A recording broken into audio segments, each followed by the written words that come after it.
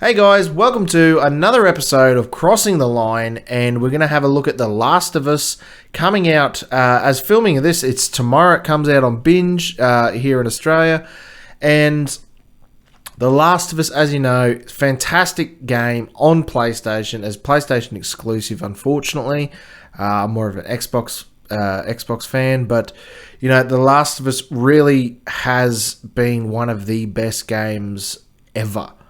I think fantastic graphics, fantastic gameplay, fantastic storyline, you name it, it's got it.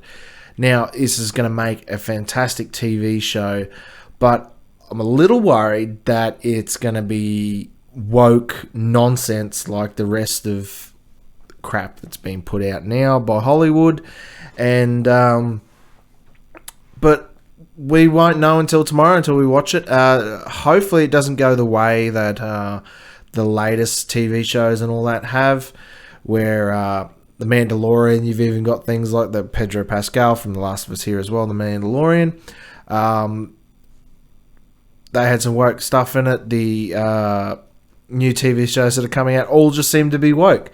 Now, fair enough, everyone needs their representation, but I think some of these things are just going a little too far, like the new Mystery Gang doesn't have a dog, so Scooby-Doo and the Mystery Gang, there is no Scooby-Doo. Shaggy's now black, which is fine, I suppose, but why would you make the stoner guy who's lazy and does anything black? I don't know. And Velma's now black, and she's a lesbian, but she's non-binary, and there's twerking involved and all sorts of things, but you know, that's just a cartoon, so who the hell really cares? But The Last of Us, it looks fantastic from the trailer. Go watch it for yourself. The trailer will be up on YouTube, or by the time this comes out, probably you'll be able to watch the show on Binge, and we'll see what it's like. But we'll get into this story here from news.com. The Last of Us reviews dub HBO series best TV adaptation ever made. The big budget TV adaptation of a popular video game is set to debut on Binge in a matter of days, and early reviews have lauded it as the near perfect project. Reviews are piling in for arguably the most anticipated TV series of 2023, and they're near on perfect. HBO went into risky territory when it greenlit an adaptation of the viral video game The Last of Us, with many creatives having already tried and failed to emulate the success of the popular video game into a binge-worthy TV series. But it seems the production company has managed to pull it off what many thought was an impossible, with one reviewer going so far to call it as the best TV adaptation ever made. I mean, if you're comparing it to like the Rings of Power, that's not hard. Rings of Power was utter garbage. I mean, they went a little too woke too quickly. The 9-part series is a worthy hands created by the game's mastermind Neil Druckmann and Chernobyl creator Craig Mazin, and debuts exclusively on Australian streamer Binge on January 16th. Pedro Pascal and Anna Torv bring to life a small screen adaptation of the survival horror game, which was originally released in 2013 and has since won more than 200 Game of the Year awards. But critics treated it early. Screeners have delivered their opinions this week, and you'd be hard-pressed finding anything less than a glowing take. News.com.au's own TV critic Wenli Ma described it as irresistible TV and the first great TV show of 2023, while The Guardian's Joel Golby dubbed it the perfect video game adaptation. Time magazine said it was an exquisitely made adaptation, while the BBC concluded it doesn't feel even remotely controversial to call this the best video game adaptation ever made. I hope so. A series which reportedly cost $13 million in an episode is set 20 years from the global pandemic that decimated human population after a fungus-based infection burrowed into people's brains, turning them into rabid infectious zombies. Per the video game, the focus centers on Joel Miller, Pedro Pascal, who was sent past 2 decades barely surviving a smuggler alongside his partner Tess Torv. the beacon of hope in a bleak existence. Joel is a 14-year-old Ellie, who's played by Bella Ramsey, of whom he becomes the protector. Ellie is immune to the infection and might be the only key to cure or a vaccine. The Last of Us premieres on Binge January 16th. Now, if you're unaware of the story around The Last of Us, as I said there, it's a post-apocalyptic world. It's kind of like a zombie apocalypse, but instead of just like your run-of-the-mill zombies, it's more of a fungal infection. So they have spores and different things protruding off of them. They kind of look like the mushrooms growing out of them and that.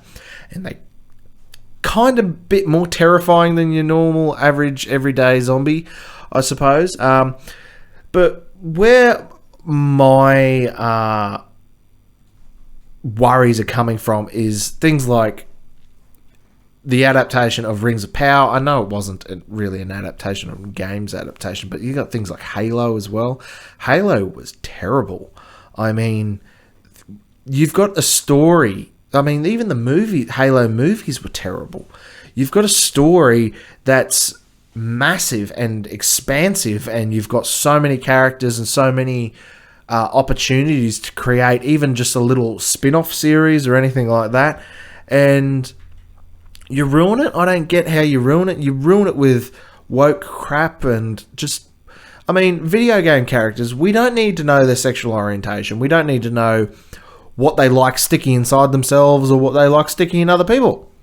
It's a video game. We don't play them for that. We play it to escape reality kind of thing, you know? Like, you want to read a good book about whatever. Whether it's a zombie apocalypse book, you don't generally get too much into details about their sexual preference and that, because no one really cares. That's not why you're reading those kind of books or you're watching those kind of shows. I mean, if you want to explore their sexual preferences in a show that's about sexual preferences, or something like along the lines of what was that bloody show? It was all those British kids that were basically just rooting each other. That's all it was about. And then you get like shows like The In-Betweeners, even, where it's a comedy. But then, you know, they explored that kind of thing growing up, and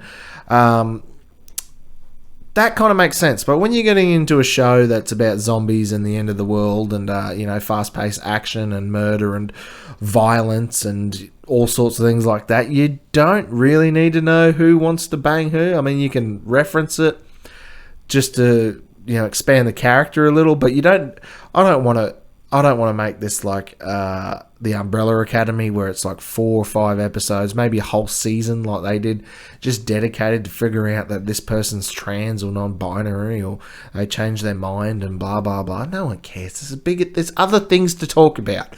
No one cares. So I hope that they don't ruin this show straight off the bat by getting into things like non-binary or LGBT crap. No one cares when you're watching a show. Even gay people don't care. They don't, oh, okay, that's a gay character. But then leave it at that. Don't go into it and spend 3 episodes on developing like, oh, they like this and they do this and they feel like this. No one cares about that. That's not what it's for. But you can see where I'm getting a little worried, because these 2 actors, Bella Ramsey was on Game of Thrones as well, and you might recognise her there. Bella Ramsey, my gender has always been very fluid. Now, this could be just her coming out and saying something to go along the lines of the left so that she gets more money, and then people look at her and, you know, they don't seem like they're excluding anyone, which wouldn't surprise me. But I don't get why we need to hear about actors' sexual preferences. I mean, you do you, boo. Whatever. And not to mention she's a child. But, the star of the upcoming HBO television series The Last of Us, Bella Ramsey, recently opened up about her gender identity, disclosing that she is gender fluid. This is a story from the Star Observer. An interview published in the New York Times, Ramsey said the publication, "I guess my gender has always been very fluid. Someone who would call me she or her, and I would think about it, but I knew that if someone called me he, it was a bit exciting," Ramsey said. It just... she's just got mental illness then? Because, like, it's exciting? It doesn't even make sense. The actor may be a familiar face for who've seen the small but fierce lady Lyanna Mormont from the hit TV series Game of Thrones. Ramsey said in an interview that she would tick non-binary when filling out forms, as she was very much just a person. Being gendered isn't something that I particularly like, but in terms of pronouns, I really couldn't care less, Ramsey said. Non-binary and gender-fluid celebrities. The 19-year-old actor joins a growing number of celebrities who have come out as identified as non-binary or gender-fluid. Celebrities like singer-songwriter Sam Smith, Grey's Anatomy star Sarah Remes, Emma Corrin from The Crown, the actor, and musician Janelle Monáe are among those who have come out as non-binary within the last few years. The Last of Us is an adaptation of the critically acclaimed 2013 action-adventure game developed by Naughty Dog and published by Sony Computer Entertainment. The story follows the smuggler Joel, who's played by Pedro Pascal, who was tasked with escorting a teenage girl, Ellie, who's played by Ramsey, across post-apocalyptic United States and has been devastated by deadly fungus. That is a terrible way to say it. It's been devastated by a deadly fungus. Okay. Yeah, no, I guess you're correct, but that's a really bad way to say it. I mean, if you haven't played the game, you might not want to do a story on it like that. The 9-episode series premieres on Monday, 16th of January at 1 p.m. AEDT and can be watched on both Binge and Foxtel. Now, I'm hoping that this doesn't make it into the show, because we don't really care and we don't really need to know. I mean, there's another story here. I've just seen Murray Bartlett praises gay love story in The Last of Us. We'll have a look at this one as well. Australian actor, of course he's Australian, Murray Bartlett praises a gay love story in the new TV show series Last of Us. The HBO show is a post-apocalyptic drama, blah, blah, blah, blah, blah. Characters Joe and Ellie travel across America while avoiding mutated fungi-infected zombies. Though their journey endure helped by a man named Bill, who was the last survivor of a town taken over by zombies in the 3rd episode of The Last of Us, viewers are able to watch storyline dedicated entirely to Bill and his partner Frank. So there we go. An entire storyline developed to two ring-in characters, and you develop their storyline because they're gay. Now, why? No one cares. You're watching a show about zombies with fungal infections and murder and all sorts of things, and you go and put in a gay couple, then you run a whole episode off of it. We'll see. I suppose we'll see tomorrow when it comes out whether they run the whole episode about this guy's gay relationship. I mean, you can have a gay character in there with his partner. I don't really care. When you go and make an entire episode about it, that says more about that you're pretending that you give a shit than anyone else. I mean, unless it's a gay director. But I hope it doesn't just run around bloody filleting the left, because it's really dragging on, man. They're ruining everything. The series is based on a video... here we go, back up here. Throughout their journey, the duo are helped by a man named Bill, the last survivor of a town taken over by zombies, blah, blah, blah. The series is based on a video game of the same title, which sees survivors of a pandemic following the collapse of civilization, attempting to stay alive, avoiding parasitic fungus that turns people into flesh-eating monsters in the video game. Frank becomes infected, and the players of the game know that he became infected and kills himself to save Bill. Bartlett commented on a script of the 3rd episode of the series, telling Collider that it was one of the best hours of television I've ever read. It's beautiful and beautifully written, he told Collider. There are these zombie creatures in it, but it's tender and it's human. I think it's going to be really special, Bartlett said. Bartlett declared that he was really proud of the work that he had done during the filming of the gay episode. He called the series incredibly cinematic. It's amazing and complicated story with really deep themes in it. It's an amazing creation. I truly hope that this gay episode isn't a gay episode. I hope it's just like Taika Waititi when he was talking about Thor Love and Thunder, that he said, oh no, it's really gay. It's super gay, bro. and it wasn't, and then people got really shitty about it because it wasn't super gay. I mean, the movie bombed anyway. I think it was their worst one to date. But why do they keep promoting and just making all these TV shows about the LGBT crowd? Because it's selling tickets. I mean, people watch it to hate watch it, which is the only reason I finished watching the Lord of the Rings show, because that was utter garbage. And it wasn't even because, you know, they came out and attacked people who didn't like the show because they said, oh, you're racist, or you're homophobic, or blah, blah, blah, blah, blah. Even they had a TikTok bloke who's renowned for like knowing all the facts about Lord of the Rings and shit. And I quite like Lord of the Rings. I mean, I have all the books. I've read them a million times. The Hobbit is one of my favorite books ever written. And they ruined that entire show because of a few things. One, they didn't account for like how pissed off people would be with having such a shitty main character. She was god awful. She was the worst actress for that role, period. You have an elven, basically she becomes a godlike figure. And you have someone with no emotion, zero sex appeal, and someone who's just whinging all the time play her. And then you have weird haircuts. Like, elves are supposed to have long blonde hair or long brown hair and nice little rings and things in it. And you have like some sort of 70s style haircut that looks like it's from, I don't know, the Stranger Things show. I don't know what the hell was going on with that. The only character I liked was the bloody dwarves, and people will complain that his wife was black.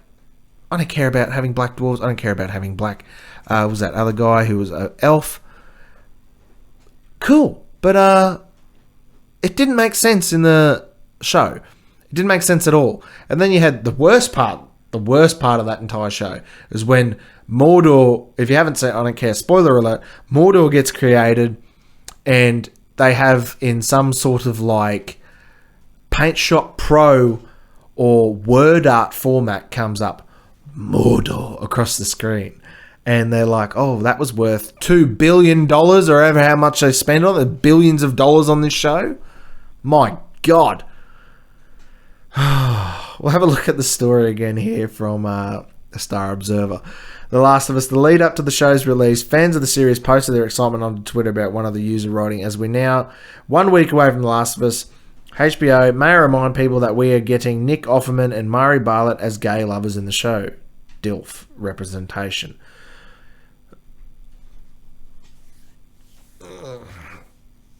I hope it's a good show.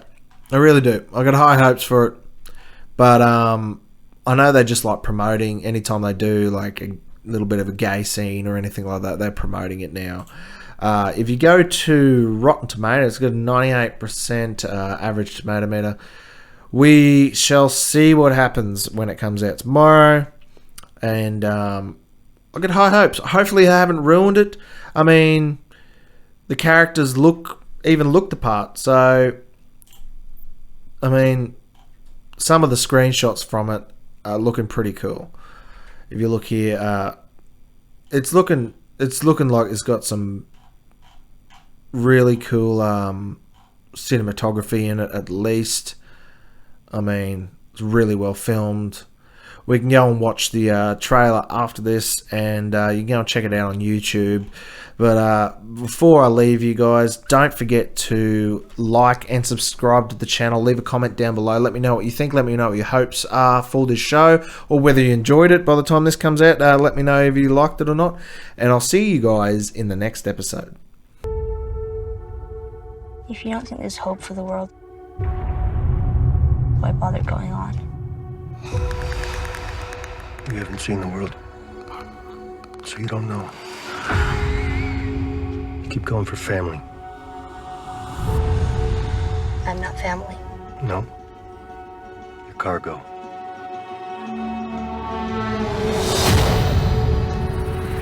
Why are you so important. Somewhere out west, they're working on a cure. I think what really impressed them was the fact that I didn't turn into a monster. If she so much as twitches, don't.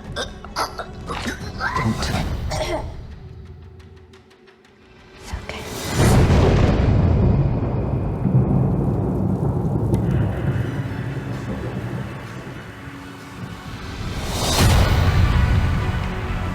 I'm taking you with me. You do what I say when I say it. Got any advice on the best way west? Yeah, go east. You've come this far, then you know what's out there. You're not gonna scare us. Scared him?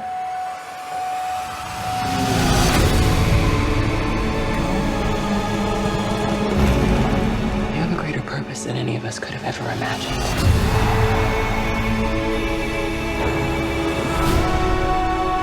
Be careful who you put your faith in.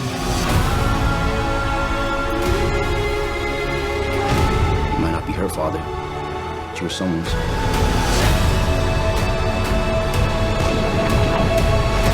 You trust me?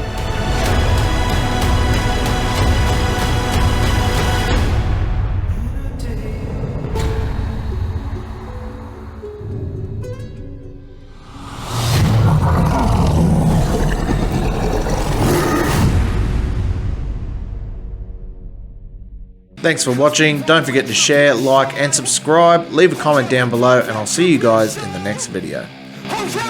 Retribution!